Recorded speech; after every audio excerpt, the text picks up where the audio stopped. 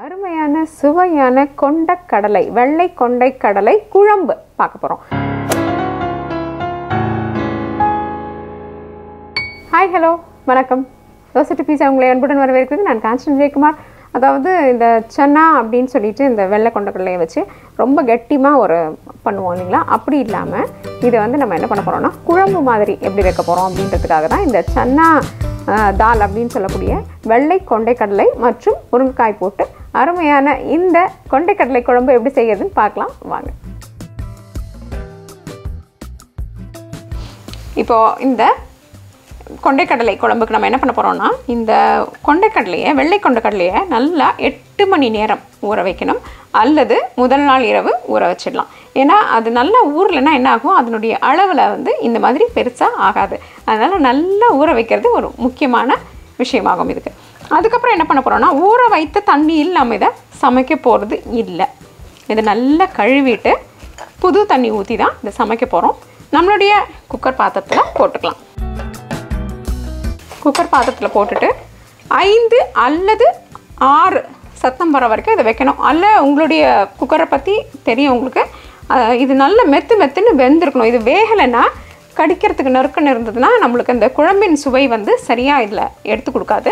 அதனால இது நல்ல வெந்த பக்குவத்தில் இருக்கணும். அப்படி மெத்துன்னு வேகிற பக்குவம் என்னவோ அது வரைக்கும் நம்ம இதை வேக வச்சு எடுக்கணும். இது நல்லா வேகட்டும். நம்மளுடைய கசகசா ரொம்ப முக்கியம் இந்த பதார்த்தத்துக்கு. வயிற்றில் இருக்கக்கூடிய புண்களை ஆற்றும் சக்தி இந்த கசகசாக்கு இருக்குது. அதனால் என்ன பண்ண போகிறோன்னா கசகசாவை இப்படியே அரைச்சிங்கன்னா இது அரையாது. அதனால் என்ன பண்ண போகிறோம், இதை கொஞ்சம் வெந்நீர் தண்ணீரில் ஒரு 5 நிமிஷம் ஊற வச்சிட்டிங்கன்னா அதுக்கப்புறம் நம்மளுக்கு வந்து இது அரைக்கிறதுக்கு சுலபமாக வரும். இப்போ நம்ம வெந்நீர் தண்ணீரில் இதை ஊற வச்சிட்டோம். குக்கர் தயாராகிறதுக்குள்ளே என்ன பண்ணலாம், இன்னொரு குழம்பு செய்யக்கூடிய பாத்திரத்தை அடுப்பில் வச்சுக்கலாம். தேவையான அளவு எண்ணெய் சேர்த்துக்கலாம். 2 அல்லது 3 தேக்கரண்டி எண்ணெய். பொடியாக அரிந்த வெங்காயத்தை சேர்த்துக்கலாம். இப்போ இதில் தேவையான அளவு உப்பு சேர்த்துக்கலாம்.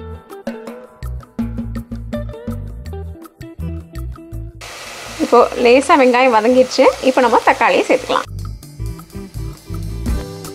இந்த தக்காளி நல்லா வெந்து குழைந்த பக்குவத்துக்கு வரணும். அதனால தக்காளியை சேர்த்துட்டு கொஞ்ச நேரம் மூடி வச்சுக்கலாம்.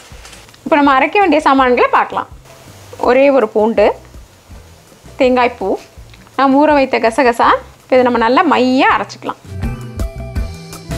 இப்போ இது நிறையா சத்தம் வந்துடுச்சு, அது வெந்த பக்குவத்துக்கு வந்திருக்கும். அதனால இப்போ அடுப்புலேருந்து எடுத்துடலாம். பார்த்தீங்களா, தக்காளி வெங்காயம் நல்ல வதங்கின பக்குவத்தில் தயாராக இருக்குது. இப்போ நம்ம முருங்கைக்காய்களை இது கூட சேர்த்துடலாம். பச்சை மிளகாய், குடும்பத்தின் காரத்துக்கு ஏற்ற மாதிரி பச்சை மிளகாய் சேர்த்துக்கலாம். சிறிது தண்ணீர். ஒரு 5 நிமிஷத்துக்கு இந்த முருங்கைக்காய்கள் சிறிது வேகிற வரைக்கும் வச்சுருக்கலாம். இங்கே பார்த்தீங்களா, நம்ம வந்து தேங்காய் விழுது நல்ல மையாக அரைச்சி வச்சுருக்கோம். இப்போ இது கூட நம்ம என்ன பண்ண போகிறோம்னா மஞ்சள் பொடி, மிளகாய் பொடி மற்றும் தனியாத்தூள் அல்லது சாம்பார் தூள் சேர்த்துக்கலாம். இதையும் சேர்த்து அரைச்சிடலாம். இப்போ 5 நிமிஷத்துக்கு அப்புறம் முருங்கைக்காய் என்ன ஆகும்னா ரொம்ப நேரம் தண்ணியில் வெந்துடுத்துனா அது ரொம்ப குழைந்த பக்குவத்துக்கு போயிடும். அதுக்கப்புறம் அது தனியாக கிடைக்காது நம்மளுக்கு.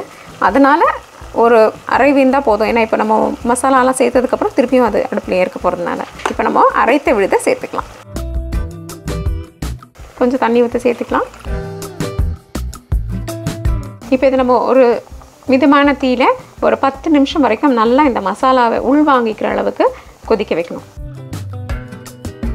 முருங்கைக்காய் வந்து எல்லா மசாலாக்களையும் உள்வாங்கி ஒரு அருமையான நிலையில் இருக்குது.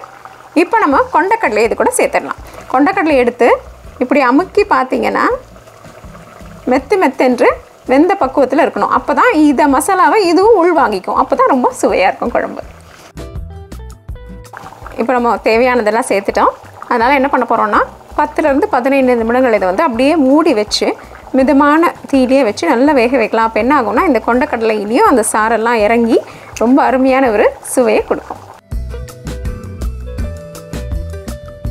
பார்த்தீங்களா, அங்கங்கே மேலே எண்ணெய் மிதக்க தொடங்கியிருக்கு. அப்படின்னா நல்லா கலந்து ஒரு சரியான கொதி நிலையில் இருக்குன்னு அர்த்தம்.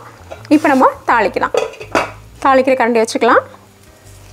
கடுகு மற்றும் வெந்தயத்தை சேர்த்துக்கலாம். கடுகு நல்லா வெடிச்ச உடனே பெருங்காயம் மற்றும் கருவேப்பிலையை சேர்த்துடலாம். இப்போ தாளித்ததை போட்டுடலாம்.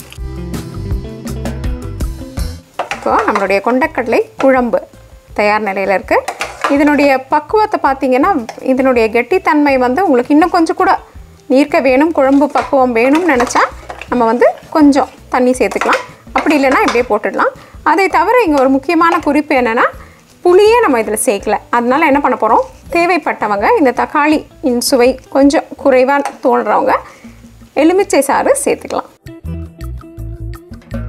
எலுமிச்சைக்கு ஒவ்வாமை இருக்கிறவங்க இன்னும் கொஞ்சம் கூட அதிகமான தக்காளி சேர்த்துக்கலாம். நம்மளது கொண்டைக்கடலை குழம்பு பரிமாறுவதற்கு தயார். என்ன நண்பர்களே, அருமையான சுவையான இந்த வெள்ளை கொண்டைக்கடலை குழம்பு எப்படி செய்யறதுன்னு பார்த்தீங்களா? முருங்கைக்காவும் போட்டு ரொம்ப அசத்தலாக இருக்கும். இது செய்து பார்த்து நிச்சயமாக உங்கள் கருத்துக்களை எங்ககிட்ட பகிர்ந்துக்கோங்க. தோசை டு பீட்சா என்றென்றும் உங்கள் நாவிற்கும் வயிற்றிற்கும் நல்லதொரு சுவை. இந்த வீடியோ உங்களுக்கு பிடிச்சிருந்தா லைக் ப்ரெஸ் பண்ணுங்கள். தோசை டு பீட்சாக்கு மறக்காமல் சப்ஸ்கிரைப் பண்ணுங்கள். இந்த சப்ஸ்கிரிப்ஷன் முற்றிலும் இலவசம். நன்றி, வணக்கம்.